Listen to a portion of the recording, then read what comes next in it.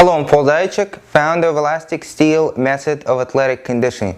Today I'm going to teach you how to beat one move that Claude Vann Damme used in Bloodsport. Previously that move was believed to be unbeatable. Today, maybe the most important videos ever made on Elastic Steel channel. If you have seen Bloodsport, and I'm sure most people have, there's this big guy who comes at Van Damme, or his character Fank Dux, swinging both arms into each other.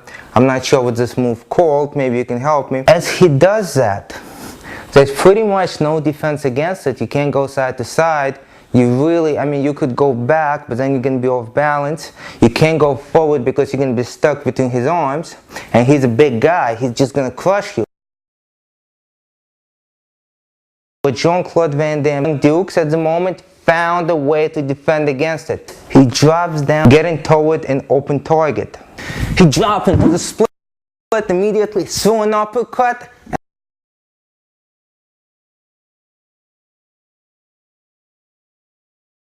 I'm not sure if you grabbed it, pulled down it, twisted, anything like that. All I seen was a punch, and that's all he needed.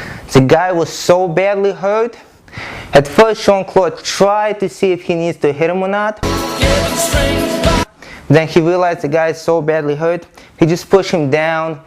The guy fell down. The whole arena, the whole mat went up. That's how big the guy was.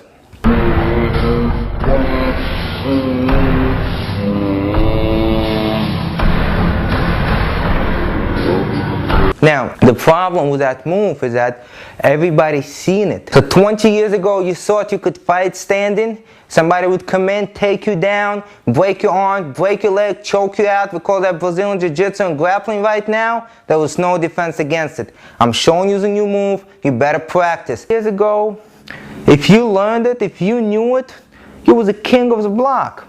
And that was the beauty of it. Now everybody knows Brazilian Jiu-Jitsu.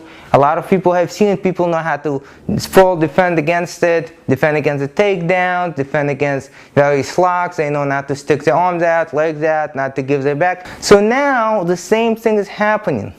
There's this new move, new genre, where what ends up happening is, if you can do this move, if you know this move, there's really no defense against it. So somebody tried to fight you on the street, yo, what's up, what's up? Second he does that, all you gotta do is drop down into a split, throw an uppercut to the groin,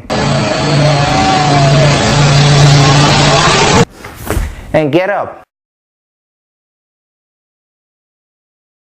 You may not even have to hit him after that. And remember, if there's security cameras and police see it, you're not even going to get in trouble, even if you severely hurt the guy, because people are going to think that it's funny.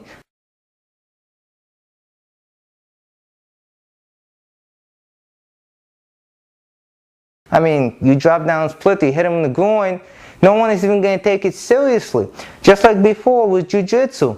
You fell down, you did something, well, the judge is going to say you didn't punch him in the face, so you get no penalty.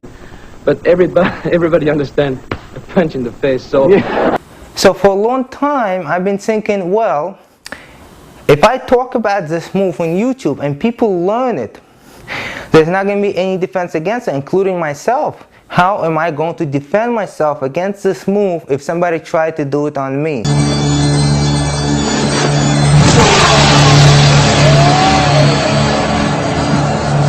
And then I thought about it for a long time.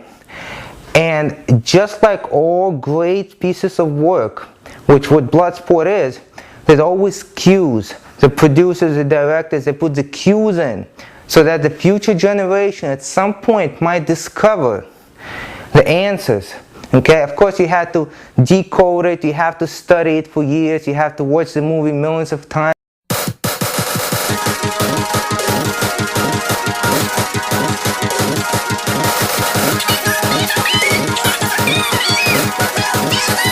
You have to think about it. And finally, this is what happened. I came upon an answer. Remember when Claude Vann Damme sat on a split and he was sitting above the city at night? Right?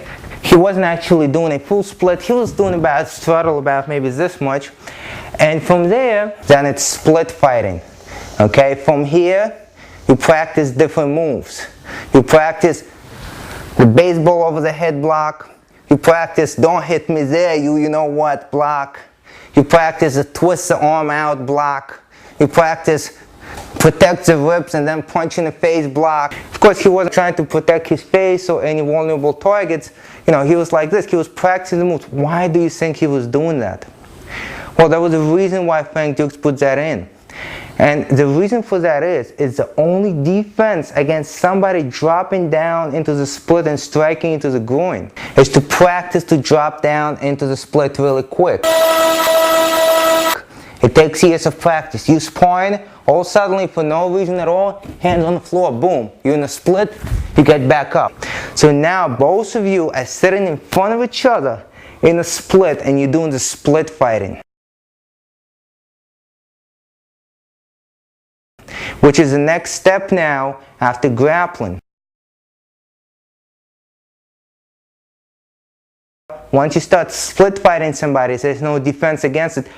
Just like there was no defense against grappling unless you grapple with them, there's no defense against split fighting unless you split fight with them. Van Damme in that movie gave us clues because he knew that one day people are going to find out about this. And he knew that what's going to happen. And he was training for it himself. He realized he does a split, somebody else does a split in front of him, then what? And he realized the only thing he can do now, he can't throw an uppercut to the groin because the person is not standing, is to start fighting with him here.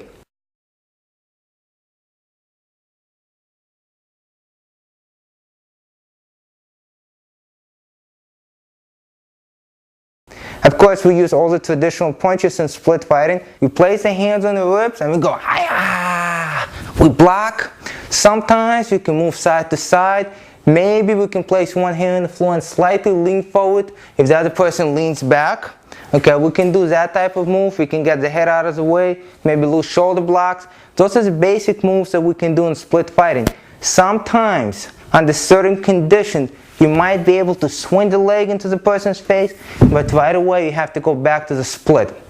Now, by no means, never, ever get up on your feet and try to knee somebody into the face or try to kick somebody into the face while they're on the split.